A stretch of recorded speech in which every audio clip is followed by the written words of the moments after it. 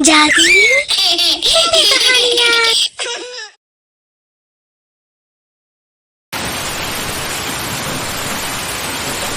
चलो इस भयंकर गर्मी से छुटकारा तो मिला।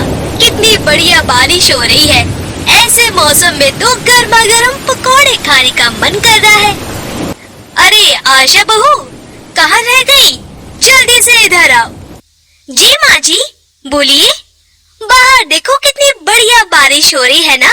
चलो जल्दी से गर्मा गर्म पकौड़े और चाय बना दो। लेकिन माँ जी, मैंने तो कल ही मैनिक्योर करवाया है।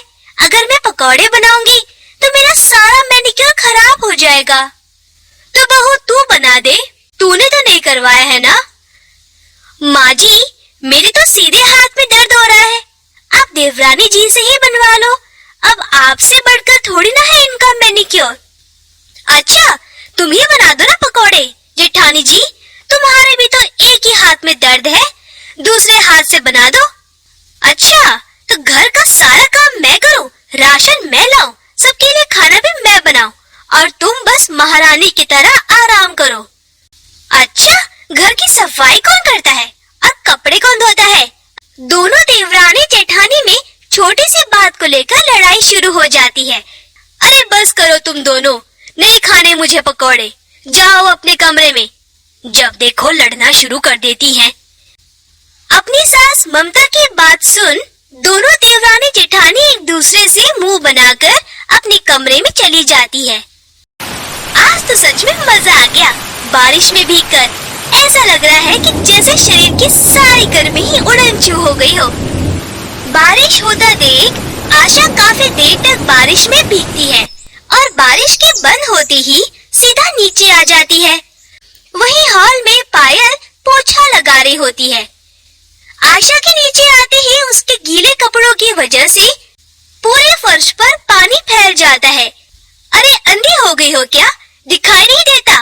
मैंने अभी पोछा लगाया था और तुमने सारा फर्श गीला कर दिया।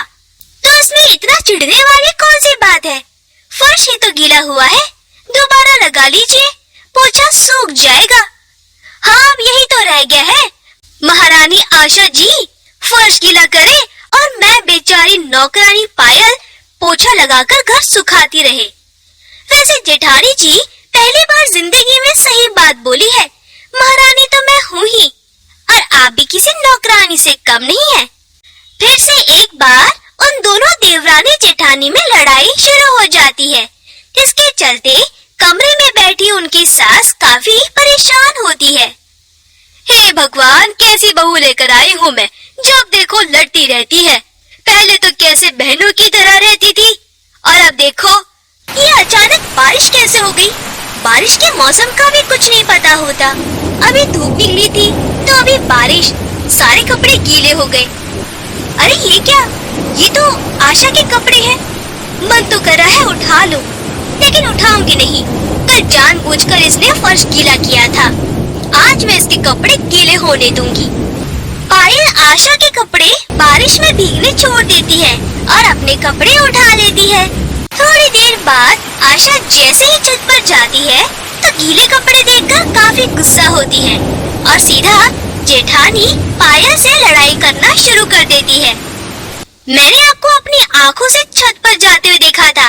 अगर मेरे भी कपड़े ले आती तो क्या चला जाता आपका? कल बड़ा इतरा रही थी ना तू, तो खुद जाकर ले आती अपने कपड़े। मैं तुम्हारी कोई नौकरानी नहीं हूँ।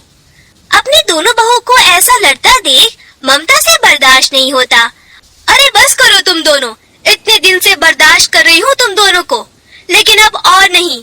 अगर इतनी ही दिक्कत है ना एक दूसरे से, तो अलग हो जाओ, बंटवारा कर लो। सही कहा माँ जी, अब तो मैं इसके साथ एक पल भी नहीं रह सकती और मैं भी नहीं। दोनों देवरानी जेठानी बंटवारे के लिए मान जाती है, जिसके बाद ममता पूरे घर में एक सफेद लाइन खींच देती है और हर एक चीज को दोनों बहुओं में आधा आधा करके बांट देती है। आज तो मेरा भी गर्मा गर्म पकौड़े खाने का मन कर रहा है। आज तो मैं मिक्स पकौड़े बनाऊंगी। पायल पकौड़े बनाने के लिए जैसे ही किचन में जाती है तो देखती है कि उसकी देवरानी आशा पहले से ही किचन में तरह तरह के पकौड़े बना रही है। अपनी जेठानी को किचन में देखकर आशा, वाह वाह, क्या खुशबू आ रही है मेरे आलू प्याज पनीर और गोभी के पकौड़े में से। और ये चटनी, आज तो मजा आ जाएगा, गर्मा गर्म पकौड़े, वो भी चटनी के साथ खाकर। आशा जानबूझकर पायल को चिढ़ाने के लिए अपने पकौड़ों की तारीफ करती है, जिसे देख पायल मुंह बनाकर अब खुद भी पकौड़े बनाने लगती है। लेकिन बार बार पायल से पकौड़े जल जाया करते थे। आशा जैसे पकौड़े क्यों नहीं बन रहे हैं मेरे। हर साल मैं आशा के हाथ के गर्मा गर्म पकौड़े खाती थी और इस साल मुझे खुद पकौड़े बनाने पड़ रहे हैं। न जाने क्यों आजकल हर लल्लू पंजू अपने आप को शेफ समझने लग गया है। कुछ कहा तुमने? हाँ, लेकिन खुद से, आपसे कौन बात कर रहा है? आशा की बात सुन और अपने तले हुए पकौड़े देख पायल गुस्से से अपने कमरे में चली जाती है, जिसे देख आशा काफी खुश होती है। बड़ी आई थी मेरे जैसे पकौड़े बनाने वाली। ऐसे ही वक्त गुजरता रहता है और एक दिन, हे भगवान, ये बारिश का मौसम तो मेरा जीना हराम कर देता है। इसे कितनी बार कहा है कि छत पर दहलीज बनवा दीजिए। सारा पानी जीने से होकर हमारे कमरे में आता है। सारा कमरा गीला कर दिया बारिश की वजह से। अब सारा पानी जीने से होकर आशा के कमरे में आ रहा था और बेचारी आशा उस पानी को निकाल रही थी कि उसके कमरे के बाहर से पायल गुजरती है। ये क्या, आशा के कमरे में तो फिर से बारिश की वजह से पानी आ रहा है। बेचारी कितना परेशान हो रही है। काश मैं इसकी मदद कर पाती, लेकिन नहीं करूंगी। बड़ा शौक था ना इसे बंटवारा करने का। अब खुद साफ करे अपना कमरा। इतना कहकर पायल अपने कमरे में चली जाती है। पायल को देखकर आशा कहती है, बंटवारा होने से पहले जब भी हर साल बारिश में मेरे कमरे में पानी आ जाता था तो हम दोनों मिलकर मेरा कमरा साफ करते थे। लेकिन अब देखो कैसे देखकर भी अनजान होकर चली गई बंटवारे की वजह से। आशा को खुद ही अपना कमरा साफ करना पड़ता है। दोनों देवरानी जेठानी को बारिश के मौसम में इस बंटवारे की गलती का एहसास तो हो चुका था, लेकिन दोनों में से कोई भी माफी नहीं मांगता। बारिश होने वाली थी और आशा ने थोड़ी देर पहले ही छत पर पापड़ और अचार रखे थे, कहीं बारिश की वजह से खराब न हो जाए। और जल्दी से आशा के बने हुए पापड़ और अचार को बारिश में भीगने से पहले वहाँ से उठा लेती है। तभी वहाँ आशा आती है। जेठानी जी, मेरे अचार पापड़ के साथ क्या कर रही है?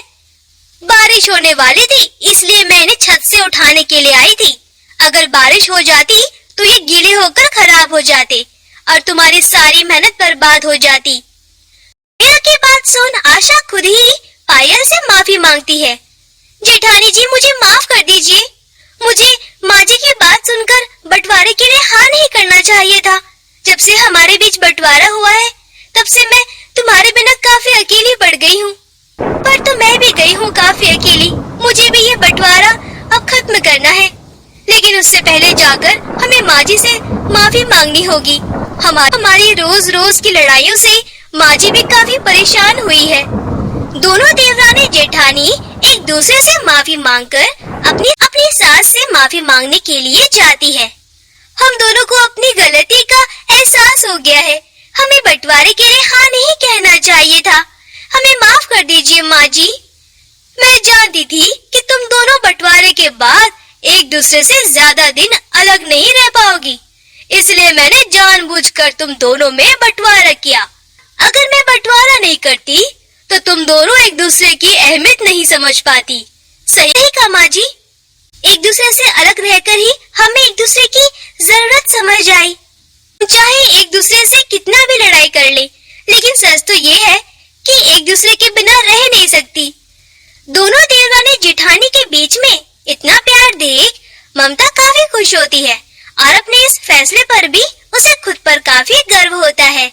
जिसके बाद अब दोनों देवरानी जेठानी लड़ाई खत्म करके एक दूसरे के साथ हंसी खुशी और मिलकर बारिश के मौसम का मजा लेती हैं। तो दोस्तों, अगर आपको हमारी कहानी पसंद आई हो तो इसे लाइक करना और शेयर करना और हमारे चैनल को सब्सक्राइब करना मत भूलना।